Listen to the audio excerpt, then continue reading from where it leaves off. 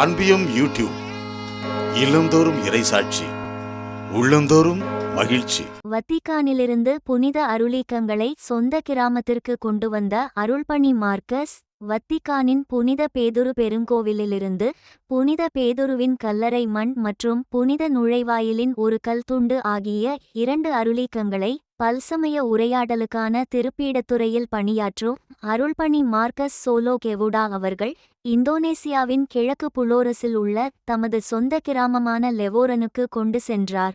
உரோமில் உள்ள புனித பேதுரு பெருங்கோவிலிலிருந்து 2 புனிதமான அருளீக்கங்களை ரெலெக்ஸ் அருள்பணி மார்க்கஸ் சோலோ கெவுடா அவர்கள் எஃப்ஆர் மார்க்கஸ் சோலோ கெவுடா எஸ்விடி தனது சொந்த ஊரான இந்தோனேசியாவின் கிழக்கு புலோரஸில் உள்ள லெவரன் கிராமத்திற்கு ஆகஸ்ட் 3 திங்களன்று கொண்டு சென்றார்.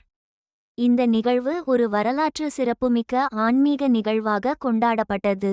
பாத்ரே மார்க்கோ என்று அங்குள்ள மக்களால் அன்போடு அழைக்கப்படும் அந்த அருள்பணியாளரை வரவேற்பதற்காக புனித பேதுரு திருத்தூதர் மறைபணித்தள ஆலயத்தில் நூற்றுக்கணக்கான கிறிஸ்தவ நம்பிக்கையாளர்கள் கூடினர்.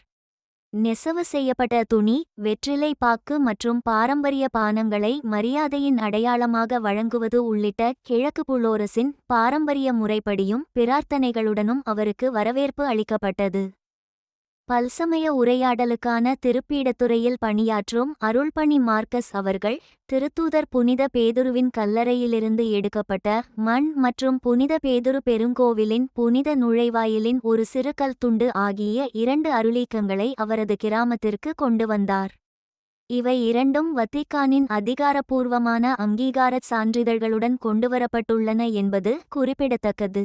இந்த அருளீக்கங்கள் வழிபடுவதற்குரிய பொருட்கள் அல்ல என்றும், மாறாக கிறிஸ்தவ நம்பிக்கையாளர்களை புனிதர்களின் சான்று வாழ்வுடனும் அவர்கள் கொண்டிருந்த நம்பிக்கையுடனும் இணைக்கும் புனிதமான அடையாளங்கள் மட்டுமே என்றும் அவர் விளக்கினார்.